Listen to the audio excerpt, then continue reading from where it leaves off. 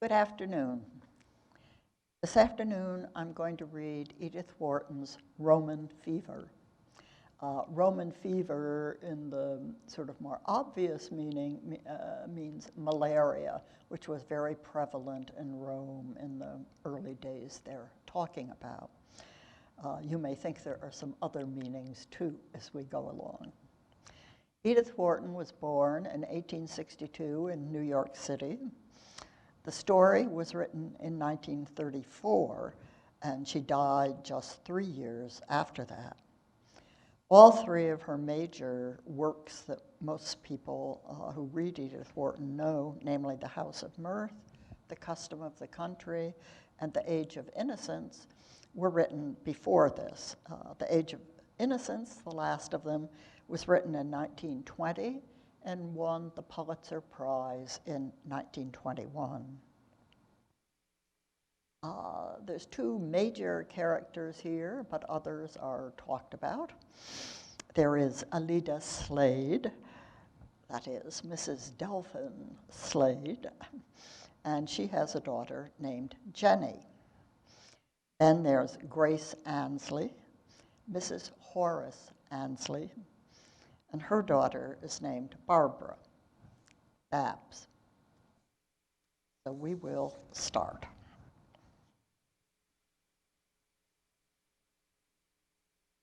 From the table at which they had been lunching, two American ladies of ripe but well-cared-for middle age moved across the lofty terrace of the Roman restaurant and, leaning on its parapet, looked first at each other and then down on the outspread glories of the Palatine and the Forum with the same expression of vague but benevolent approval.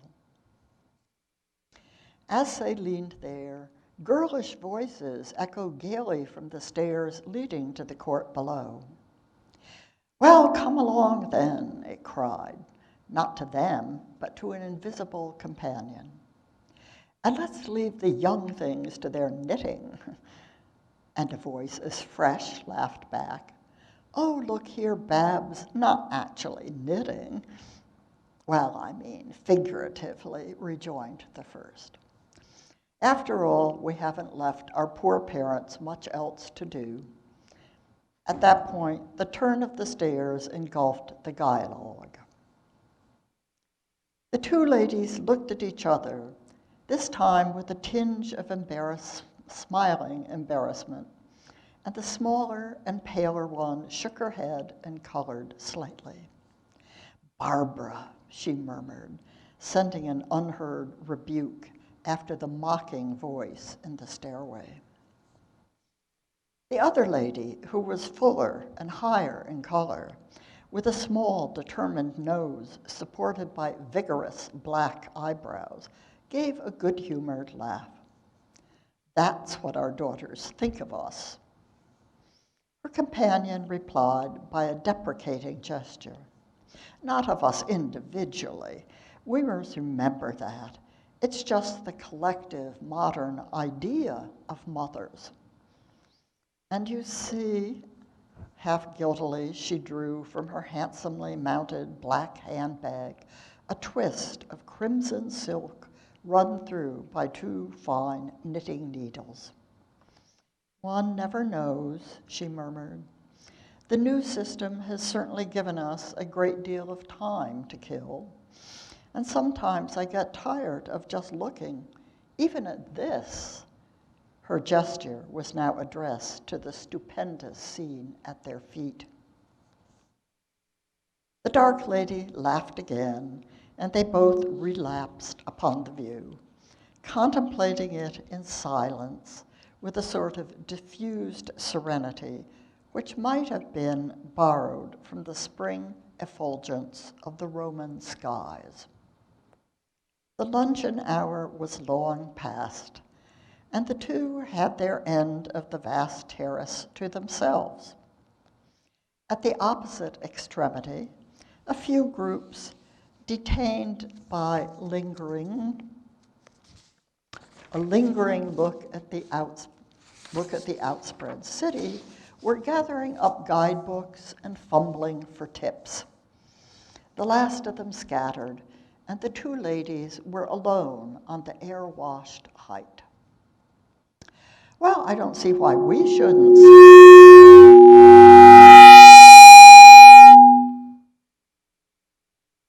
Sorry. Well, I don't see why we shouldn't just stay there, said Mrs. Slade, the lady of the high color and energetic eyebrows. Two derelict basket chairs stood near, and she pushed them into the angle of the parapet and settled herself in one, her gaze upon the Palatine. After all, it's still the most beautiful view in the world. It always will be to me, assented her friend, Mrs. Ansley, with so slight a stress on the me that Mrs. Slade, though she noticed it, wondered if it were not merely accidental, like the random underlinings of old-fashioned letter writers. Grace Ansley was always old-fashioned, she thought, and added aloud with a retrospective smile.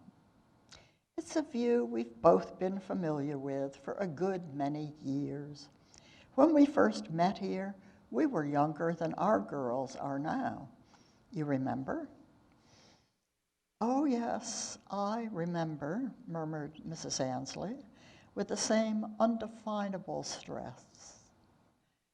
There's that head waiter wondering, she interpolated. She was evidently far less sure than her companion of herself and of her rights in the world. I'll cure him of wondering, said Mrs. Slade, stretching her hand toward a bag as discreetly opulent-looking as Mrs. Ansley's.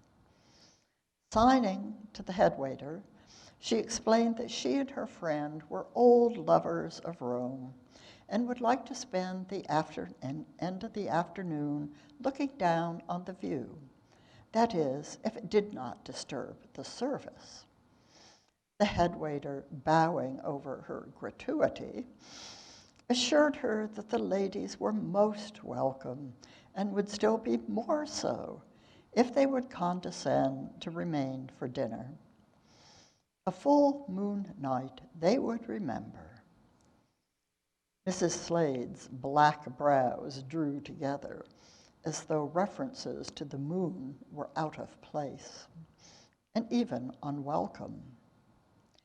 But she smiled away her frown as the head waiter retreated. Well, why not? We might as well do worse.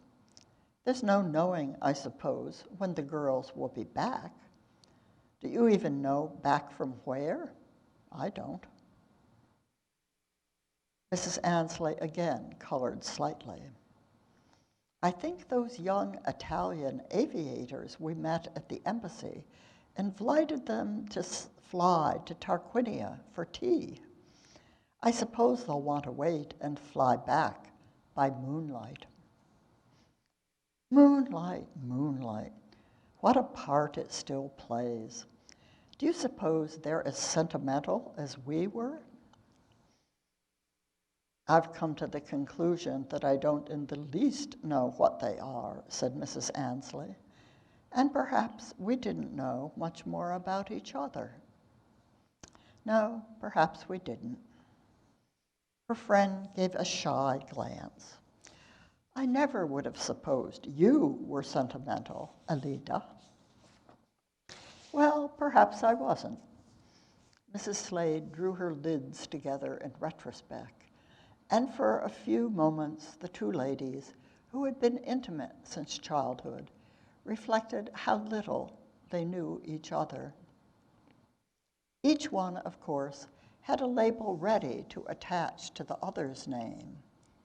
Mrs. Delphin Slade, for instance, would have told herself, or anyone who asked her, that Mrs. Horace Ansley, 25 years ago, had been exquisitely lovely. No, you wouldn't believe it, would you? Though, of course, she's still charming, distinguished. Well, as a girl, she had been exquisite, far more beautiful than her daughter, Barbara. Though certainly Babs, according to the new standards at any rate, was more effective, had more edge, as they say. Funny where she got it with those two nullities as parents. Yes, Horace Annesley was, well, just the duplicate of his wife, museum specimens of old New York. Good-looking, irreproachable, exemplary. Mrs. Slade and Mrs. Annesley had lived opposite each other, actually as well as figuratively, for years. When the drawing room curtains, excuse me, when the drawing room curtains in number 20 East 73rd Street were renewed, number 23 across the way was always aware of it. And of all the movings, buyings, travels, anniversaries, illnesses, the tame chronicle of an estimable pair, little of it escaped Mrs. Slade. But she had grown bored with it by the time her husband made his big coup in Wall Street and when they bought on Upper Park Avenue, had already begun to think, I'd rather live opposite a speakeasy for a change. At least one might see it raided. The idea of seeing Grace Annesley raided was so amusing that before the move, she launched it at a woman's lunch. It made a hit and went the rounds. She sometimes wondered if it had crossed the street and reached Mrs. Annesley. She hoped not, but it didn't much mind. Those were the days when respectability was at a discount, and it did the irreproachable no harm to laugh at them a little.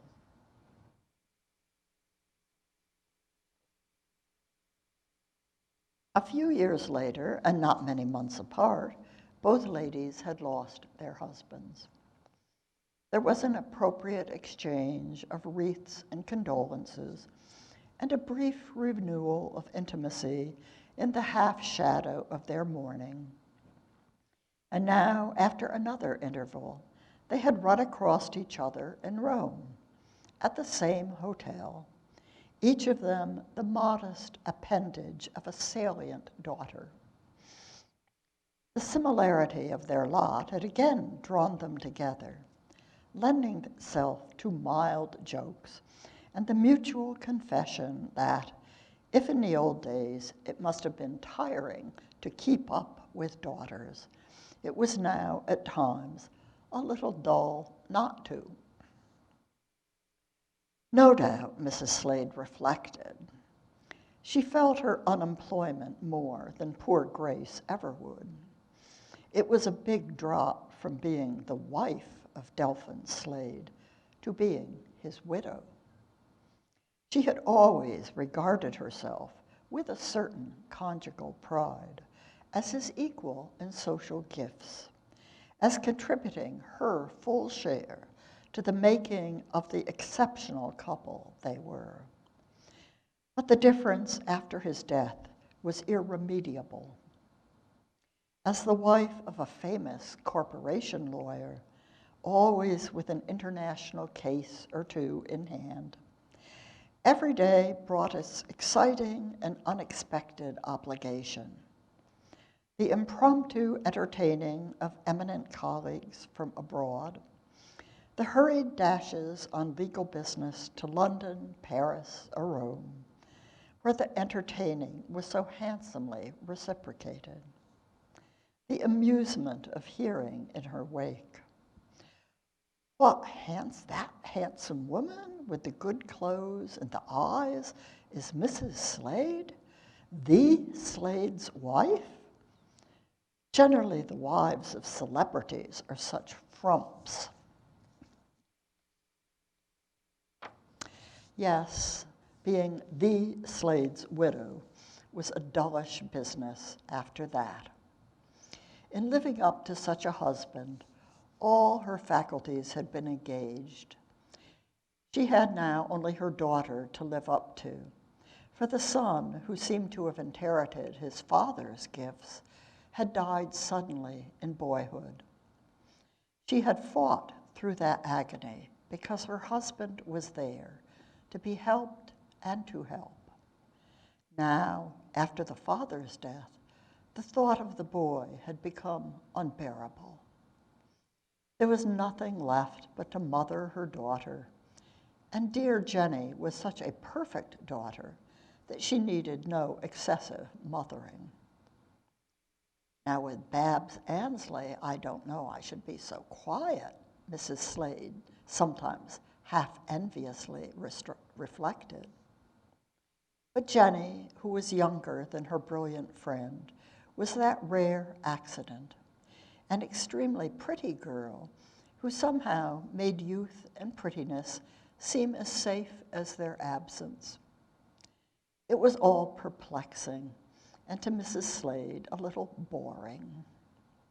She wished that Jenny would fall in love, with the wrong man even, that she might have to be watched, outmaneuvered, rescued. And instead, it was Jenny who watched her mother, kept her out of drafts, made sure that she had taken her tonic.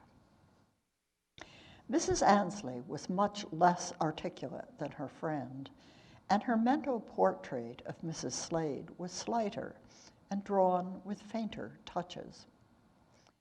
Alida Slade's awfully brilliant, but not as brilliant as she thinks, would have summed it up. Though she would have added, for enlightenment of strangers, that Mrs. Slade had been an extremely dashing girl, much more so than her daughter, who was pretty, of course, and clever in a way, but she had none of her mother's, well, vividness, someone had once called it.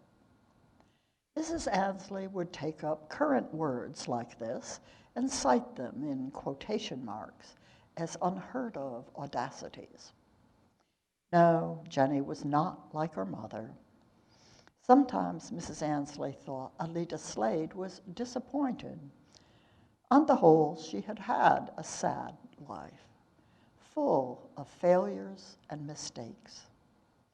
Mrs. Ansley had always been rather sorry for her. So these two ladies visualized each other, each through the wrong end of her little telescope. For a long time, they continued to sit side by side without speaking. It seemed as though to both there was a relief in laying down their somewhat futile activities in the presence of the vast memento mori which faced them. Mrs. Slade sat quite still, her eyes fixed on the golden slope of the palace of the Caesars, and after a while, Mrs. Ansley ceased to fidget with her bag, and she too sank into meditation. Like many intimate friends, the two ladies had never before had occasion to be silent together, and Mrs. Ansley was slightly embarrassed by what seemed, after so many years, a new stage in their intimacy, and one with which she did not yet know how to deal. Suddenly the air was full of that deep clangor of bells which periodically covers Rome with a roof of silver. Mrs. Slade glanced at her wristwatch. 5 o'clock already, she said, as though surprised. Mrs. Ansley suggested interrogatively, "There's bridge at the embassy at 5. For a long time, Mrs. Slade did not answer. She appeared to be lost in contemplation, and Mrs. Ansley thought the remark had escaped her. But after a while, she said, as though speaking out of a dream, "Bridge, did you say? Not unless you want to, but I don't think I will, you know." Oh no, Mrs. Ansley hastened to assure her.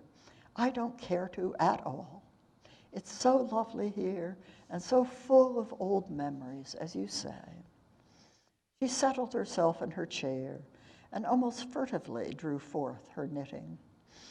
Mrs. Slade took sidewise note of this activity, but her own beautifully cared-for hands remained motionless on her knee. I was just thinking, she said slowly, what different things Rome stands for to each generation of travelers. To our grandmothers, Roman fever. To our mothers, sentimental dangers, how we used to be guarded. To our daughters, no more dangers than the middle of Main Street. They don't know it, but how much they're missing. The long golden light was beginning to pale, and Mrs. Ansley lifted her knitting a little closer to her eyes. Yes, how we were guarded. I always used to think, Mrs. Slade continued, that our mothers had a much more difficult job than our grandmothers. When Roman fever stalked the streets, it must have been comparatively easy to gather in the girls at the danger hour. But when you and I were young, with such beauty calling us and the spice of disobedience thrown in, and no worse risk than catching cold during the cool hour after sunset, the mothers used to be put to it to keep us in, didn't they? She turned again towards Mrs. Ansley, but the latter had reached a delicate point in her knitting. 1, 2, 3, slip 2. Yes, they must have been, she assented without looking up. Mrs. Slade's eyes rested on her with deepened attention. She can knit in the face of this? How like her. Mrs. Slade leaned back, brooding, her eyes ranging from the ruins which faced her to the long green hollow of the Forum, the fading glow of the church fronts beyond it, and the outlying immensity of the Colosseum. Suddenly, she thought, it's all very well to say our girls have done away with sentiment and moonlight, but if Babs Ansley isn't out to catch that young aviator, the one who's a Marchese, then I don't know anything. And Jenny has no chance beside her. I know that, too. I wonder if that's why Grace Ansley likes the two girls to go everywhere together. My poor Jenny is a foil. Mrs. Slade gave a hardly audible laugh, and at the sign, Mrs. Ansley dropped her knitting. Yes? Oh, nothing. I was only thinking how your Babs carries everything before her. That Campoliere boy is one of the best catches in Rome. Don't look so innocent, my dear. You know he is. And I was wondering, ever so respectfully, you understand, wondering how you two such exemplary characters as you and Horace had managed to produce anything quite so dynamic. Mrs. Slade laughed again with a touch of asperity. Mrs. Ansley's hands lay inert across her needles. She looked straight out at the great accumulated wreckage of passion and splendor at her feet. But her small profile was almost expressionless. At length she said, I think you overrate Babs, my dear. Mrs. Slade's tone grew easier. No, I don't. I appreciate her, and perhaps envy you. Oh, my girl's perfect. If I were a chronic invalid, I think I'd rather be in Jenny's hands. There must be times. But there, I've always wanted a brilliant daughter and never quite understood why I got an angel instead. Mrs. Ansley echoed her laugh in a faint murmur. Babs is an angel, too. Of course, of course. But she's got rainbow wings. Well, they're wandering by the sea with their young men, and here we sit.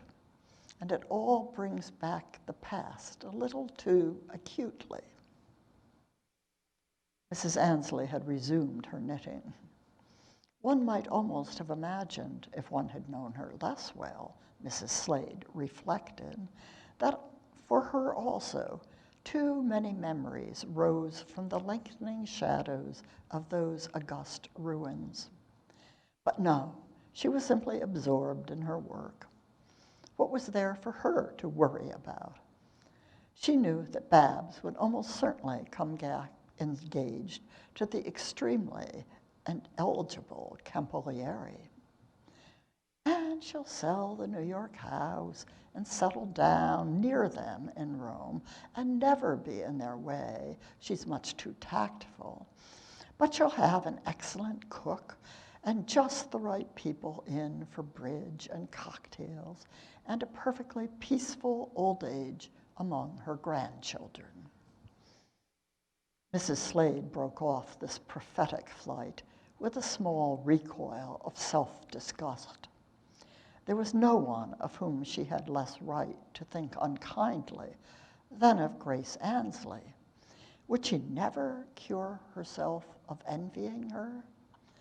Perhaps she had begun too long ago.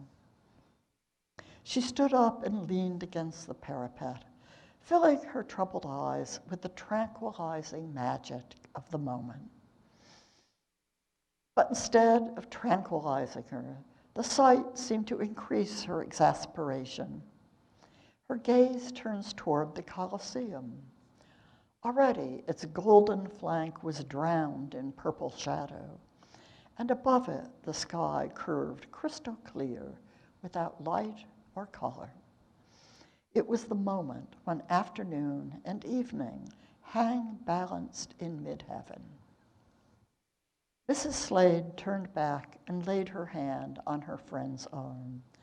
The gesture was so abrupt that Mrs. Annesley looked up, startled. "The sun's set. You're not afraid, my dear? Afraid? Of Roman fever or pneumonia?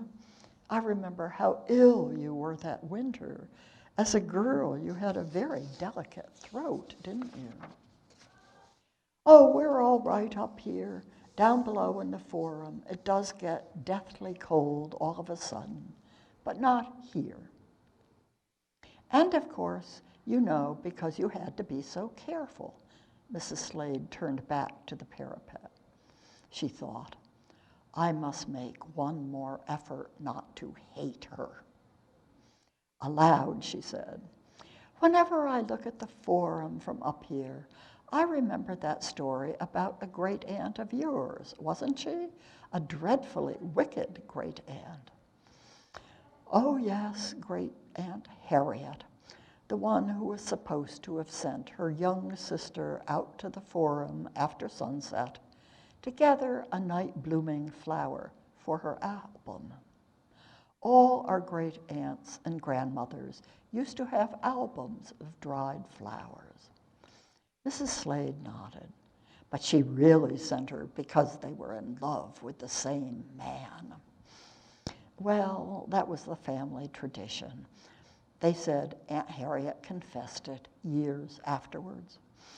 At any rate, the poor little sister caught the fever and died. Mother used to frighten us with the story when we were children. And you frightened me with it that winter when you and I were here as girls, the winter I was engaged to Delphin. Mrs. Annesley gave a faint laugh. "Oh, did I? Really frightened you? I don't believe you're easily frightened." "Not often, but I was then. I was easily frightened because I was too happy. I wonder if you know what that means." Yes," Mrs. Annesley faltered. "Well, I suppose that was why the story of your wicked aunt made such an impression on me. And I thought, there's no more Roman fever, but the Forum is deadly cold after sunset, especially after a hot day, and the Colosseum's even colder and damper. The Colosseum? Yes, it wasn't easy to get in after the gates were locked for the night. Far from it. Still, in those days, it could be managed. It was managed often. Lovers met there who couldn't meet elsewhere. You knew that? I dare say I don't remember. You don't remember? You don't remember going to visit some ruins or other one evening, just after dark, and catching a bad chill? You were supposed to have gone to see the moonrise. People always said that expedition was what caused your illness. There was a moment's silence. Then Mrs. Ansley rejoined, "Did they? It was all so long ago." "Yes, and you got well again, so it didn't matter. But I suppose it struck your friends, the reason given for your illness, I mean, because everybody knew you were so prudent on account of your throat, and your mother took such care of you. You had been out late sightseeing, hadn't you, that night?" "Perhaps I had." The most prudent girls aren't always prudent. What made you think of it now? Mrs. Slade simply seemed to have no answer ready, but after a moment she broke out, "Because I simply can't bear it any longer." Mrs. Ansley lifted her head quickly. Her eyes were wide and very pale. "Can't bear what?" "Why, you're not knowing what I've always known, why you went." "Why I went?" "Yes, you think I'm bluffing, don't you? Well, you went to meet the man I was engaged to, and I can repeat every word of the letter that took you there." While Mrs. Slade spoke, Mrs. Ansley had risen unsteadily to her feet. Her bag, her knitting, and gloves slid in a panic-stricken heap to the ground. She looked at Mrs. Slade as though she were looking at a ghost. "No, no, don't," she faltered out. "Why not? Listen, if you don't believe me." "My one darling, things can't go on like this. I must see you alone. Come to the Colosseum immediately after dark tomorrow. There will be somebody to let you in. No one whom you need fear will suspect, but perhaps you've forgotten what the letter said." Mrs. Ansley met the challenge with an unexpected composure. Steadying herself against the chair, she looked at her friends and replied, "No, I know it by heart, too." "And the signature? Only your D.S. Was that it? I'm right, am I? That was the letter that took you out that evening after dark." Mrs. Ansley was still looking at her.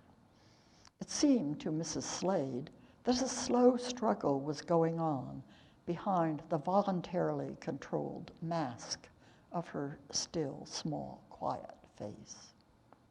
"I shouldn't have thought she had herself so well in hand," Mrs. Slade reflected, almost resentfully. But at this moment, Mrs. Ansley spoke. "I don't know how you knew. I burned that letter at once." "Yes, you naturally would. You're so prudent." The sneer was open now. "And if you burned the letter, you're wondering how on earth I know what was in it. That's it, isn't it?" Mrs. Slade waited, but Mrs. Ansley did not speak. "Well, my dear, I know what was in that letter because I wrote it." "You wrote it?" "Yes." The two women stood for a moment, staring at each other in the last golden light. Then Mrs. Ansley dropped back into her chair. "Oh," she murmured, and covered her face with her hands. Mrs. Slade waited nervously for another word or movement. None came, and at length she broke out, "I horrify you." Mrs. Ansley's hands dropped to her knees. The face they uncovered was streaked with tears. "I wasn't thinking of you. I was thinking it was the only letter I ever had from him. And I wrote it. Yes, I wrote it. But I was the girl he was engaged to. Did you happen to remember that?" Mrs. Ansley's head drooped again. "I'm not trying to excuse myself. I remembered. And still you went?" "Still I went." Mrs. Slade stood looking down on the small, bowed figure at her side. The flame of her wrath had already sunk, and she wondered why she had ever thought there would be any satisfaction in inflicting so purposeless a wound on her friend. But she had to justify herself. "You do understand, I'd found out, and I hated you. I hated you. I knew you were in love with Delphin, and I was afraid of you, of your quiet ways, your sweetness, well, I wanted you out of the way, that's all. Just for a few weeks, just till I was sure of him. So in a blind fury, I wrote that letter. I don't know why I'm telling you now." "I suppose," Mrs. Ansley said slowly, "it's because you've always gone on hating me." "Perhaps, or because I wanted to get the whole thing off my mind." She paused. "I'm glad you destroyed the letter. Of course, I never thought you'd die." Mrs. Ansley relapsed into silence, and Mrs. Slade, leaning above her, was conscious of a strange sense of isolation, of being cut off from the warm current of human communion. "You think me a monster." "I don't know. It was the only letter I had, and you said he didn't write it." "Ah, how you still care for him."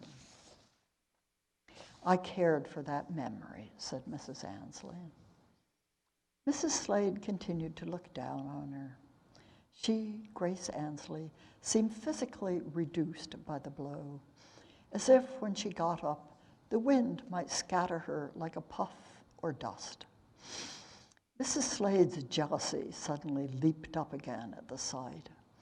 All these years, the woman had been living on that letter. How she must have loved him, to treasure the mere memory of its ashes. The letter of the man her friend was engaged to. Wasn't it she who was the monster? "You tried your best to get him away from me, didn't you? But you failed, and I kept him. That's all." "Yes, that's all. I wish now I hadn't told you. I'd no idea you'd feel about it as you do. I thought you'd be amused. It all happened so long ago, as you say, and you must do me the justice to remember that I had no reason to think that you'd ever taken it seriously. How could I, when you were married to Horace Ansley 2 months afterwards? As soon as you could get out of bed, your mother rushed you off to Florence and married you. People were rather surprised. They wondered at its being done so quickly. But I thought I knew. I had an idea you did it out of pique, to be able to say you'd got ahead of Delphin and me. Kids have such silly reasons for doing the most serious things. And your marrying so soon convinced me that you'd never really cared." "Yes, I suppose it would," Mrs. Ansley assented. The clear sky overhead was emptied of all its gold. Dusk spread over it, abruptly darkening the 7 hills. Here and there, lights began to twinkle through the foliage at their feet. Steps were coming and going on the deserted terrace. waiters looking out at the doorway at the head of the stairs, then reappearing with trays and napkins and flasks of wine.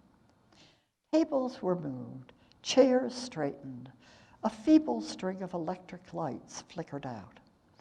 A stout lady in a dust coat appeared suddenly, asking in broken Italian if anyone had seen the elastic band which held together her tattered Baedeker. She poked with her stick under the table at which she had lunched, the waiters assisting. The corner where Mrs. Slade and Mrs. Ansley sat was still shadowy and deserted. For a long time, neither of them spoke. At length, Mrs. Slade began again. I suppose I did it as a sort of joke. A joke? Well, girls are ferocious sometimes, you know. Girls in love, especially. And I remember laughing to myself all evening at the idea that you were waiting around there in the dark, dodging out of sight for every sound, trying to get in. Of course, I was upset when I heard that you were ill afterwards. Mrs. Ansley had not moved for a long time, but now she turned slowly towards her companion. But I didn't wait. He'd arranged everything. He was there. We were let in at once, she said. Mrs. Slade sprang up from her leaning position. Delphin, there? They let you in? Ah, now you're lying, she burst out with violence. Mrs. Ansley's voice grew clearer and full of surprise. But of course he was there. Naturally he came. Came? How did he know he'd find you there? You must be raving. Mrs. Ansley hesitated, as though reflecting. But I answered the letter. I told him I'd be there. So he came. Mrs. Slade flung her hands up to her face. Oh, God, you answered. I never thought of you answering. It's odd you never thought of it since you wrote the letter. Yes, I was blind with rage. Mrs. Ansley rose and drew her fur scarf about her. It is cold here. We'd better go. I'm sorry for you, she said as she clasped the fur around her throat. The unexpected words sent a pang through Mrs. Slade. Yes, we'd better go. She gathered up her bag and cloak. I don't know why you should be sorry for me, she muttered. Mrs. Ansley stood looking away from her toward the dusky mask of the Colosseum. Well, because I didn't have to wait that night. Mrs. Slade gave an unquiet laugh. Yes, I was beaten there, but I oughtn't to begrudge it to you, I suppose. At the end of all these years, after all, I had everything. I had him for 25 years, and you had nothing but that one letter that he didn't write. Mrs. Ansley was again silent. At length she took a step towards the door of the terrace and turned back, facing her companion. I had Barbara, she said, and began to move ahead of Mrs. Slade towards the stairway.